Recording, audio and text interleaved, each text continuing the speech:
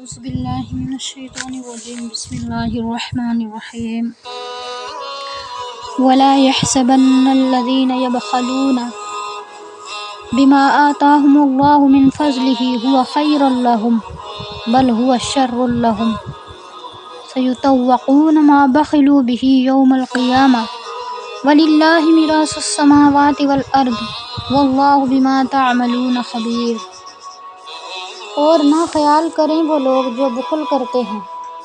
یعنی جو کنجوسی کرتے ہیں، وہ لوگ یہ خیال نہ کریں اس چیز پر جو اللہ تعالیٰ نے ان کو دی ہے، بخل اس چیز کے اوپر جو اللہ تعالیٰ نے ان کو نعمتیں دی ہیں، اس میں کنجوسی کرنے والے کو اللہ تعالیٰ نے کہا کہ فرمایا کہ ان کے اوپر یہ خیال یہ نہ کریں اپنے فضل سے جو اللہ نے ان کو عطا کیا ہے، یہ بخل بہتر ہے ان کے حق میں، یعنی وہ یہ نہ سوچیں کہ یہ ہمارے حق میں بہتر ہے، ہم مال کو اگر بچا کے رکھیں گے تو یہ بہتر ہے، یہ کنجوسی ان کے حق میں بہتر کبھی نہیں ہو سکتی، بلکہ یہ بہت برا ہے۔ آگے اللہ نے فرما دیا کہ یہ ان کے لیے برا ہے۔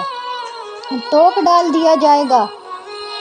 ان کے گلوں میں جو بخیلی جنہوں نے بخیلی کی ہوگی اس مال کے ذریعے سے قیامت کے دن، جو مال وہ بخیلی کی وجہ سے کنجوسی کی وجہ سے بچا کے رکھتے تھے، ان کے گلوں میں کل قیامت کے دن اس مال کا توق ڈال دیا جائے گا۔ اور اللہ تعالیٰ کے لیے ہے وراثت، جو آسمان اور زمین کی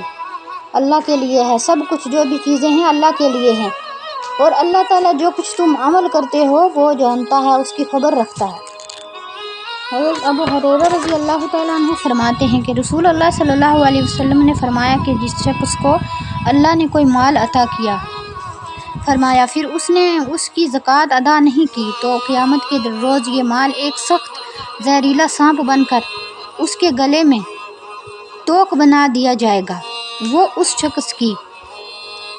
جبڑے پکڑ لے گا اور کہے گا میں تیرا مال ہوں، تیرا سرمایہ ہوں۔ پھر حضور کریم صلی اللہ علیہ وسلم نے یہ آیت پڑھی۔